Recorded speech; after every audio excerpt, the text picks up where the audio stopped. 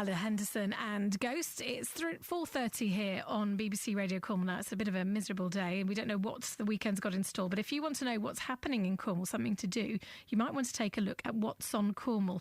Toby Budd is here to tell us more about it. Afternoon to you. Hi there, afternoon. Hello. Now, what's on Cornwall is kind of a booklet, but also a website, isn't it? How did it all start? It started off as a website and it really just started off as a hobby. I got fed up with hearing people say, I wish I'd known about that, I'd have gone. And there's so many great events to take place in Cornwall, and I wanted to help promote them. So we launched the website last January, and it just went completely mad. We thought we were going to be listing maybe 1,000, 2,000 events, and we listed 7,000. Really? That's a huge amount, isn't it? And we get loads of traffic now. We've had 300,000 visits since we went live, and we're top of Google for all our key phrases, and we're up to about 1,500 to 2,000 unique visits a day now. So, yeah, it's a really, really popular website. And how do you find out about everything that's going on? Because you can't be everywhere, I imagine. No, we try. We list everything. So anyone can go to the website and fill in the public submission form, and their event will be placed on the website and in the guide.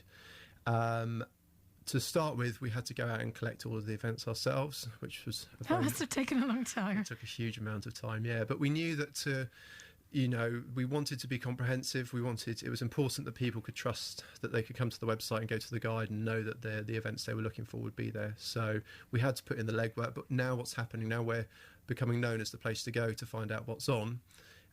More and more people are filling out the submission form on the website. And we also have a partnership scheme, which all the venues in Cornwall are signing up to, like Hall for Cornwall and Miracle Theatre, etc.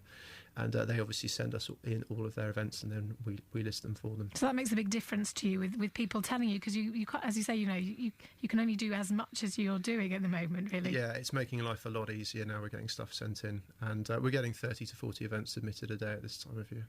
So there's the website, but then, of course, a lot of people in Cornwall don't have access to the internet. Where did the idea for the booklet come from? What reason did you have for that? Well, it got to January this year, and the website was doing so well. I wondered if there was a business opportunity there, and obviously, particularly with visitors in the county, we thought there was an opportunity to launch a guide to promote events both to visitors and to locals. Over half the people that use our website are out of county researching and planning their holiday.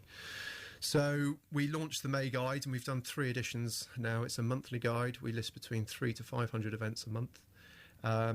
We're printing around 25,000 copies, so we think we've got a readership of well over 70,000 now, and they're distributed to over 3,000 outlets around Cornwall by... Goodness, that's quite some work, isn't it? It's a lot of work, yeah, but it's great because people are seeing them all out and about. We're getting a lot of anecdotal feedback saying, they've seen it out and about, and they use it every month, looking for the events that they're going to do, and it's very popular as well with families and stuff that are always on the lookout for something to do with the kids. And what you do, I think, because you don't want to bombard people, I think, straight away with just listings, you kind of highlight, don't you, what's going on at the month at the beginning, just so people will have an idea of some of the main events. Yeah, exactly, and we've got the new pull-out centre section now, which pulls up all of the really important stuff like Royal Cornwall and Cold Rose Air Day and all the big stuff that people obviously don't want to miss.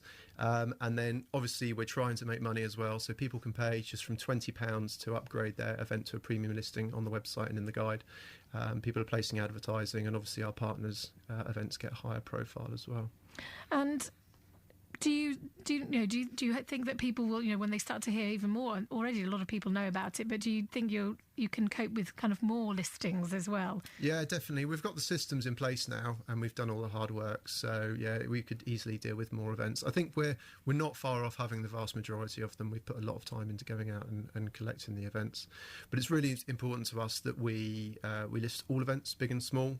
The craft market in the village hall is just as important as Boardmasters, and that's why we built on the website a page for every village and town in Cornwall, so that if you live in Myler Bridge, for example, you can go to your local page and find out what's on locally, which is, may well be just as important to you as, going to one of the big Eden sessions or one of the high-profile events. That's a great idea, isn't it? Because sometimes people can be overwhelmed with having to look through listings for the area they're in specifically in Cornwall. Exactly, yeah. There's a search function on the website which 9 out of 10 users use, and once you can perform a search and filter events down to location, event type, venue, all that kind of stuff to find exactly what you're looking for.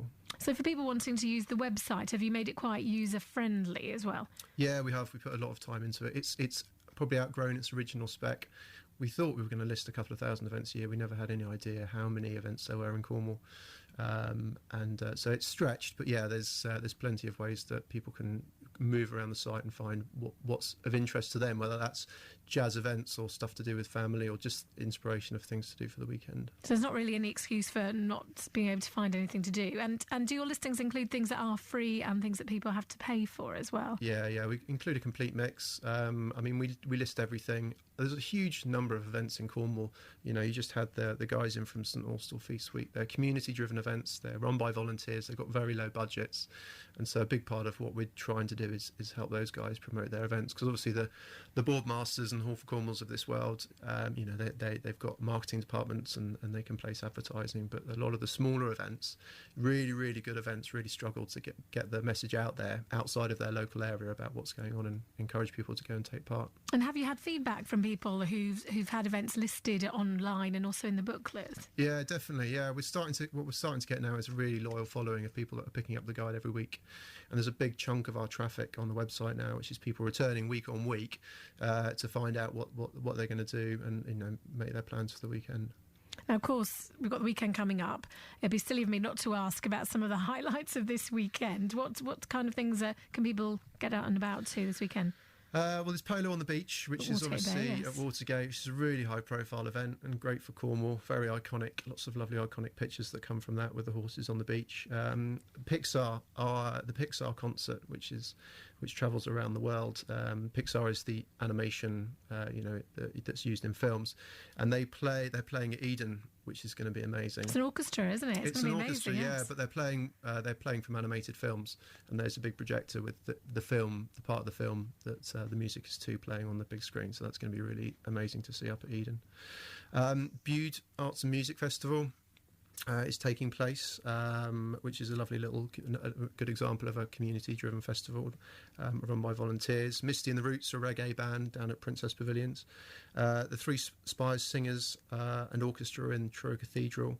Hall for Cornwall have got Pam Darlington's School of Dance with over 120 students taking part. There's a great little theatre company coming down from Bristol called Little Nonsense that are playing at the Tolman Centre.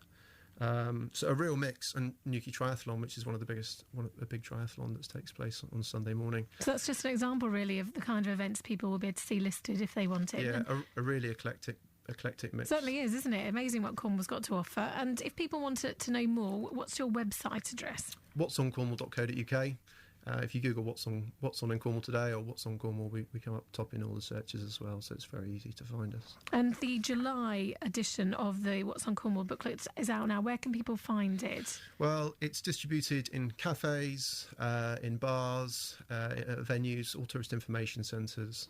So hopefully you should see a copy lying around in your local town or village. And I imagine August is already well underway as well. It is, yeah. It's one of our biggest editions, and so the deadline to get your events in for the August is the middle to end of next week. So you've still got time if you're putting on an event in August. Go to the website, go to the submission form and put your event in there, and it will go on the website and in the guide.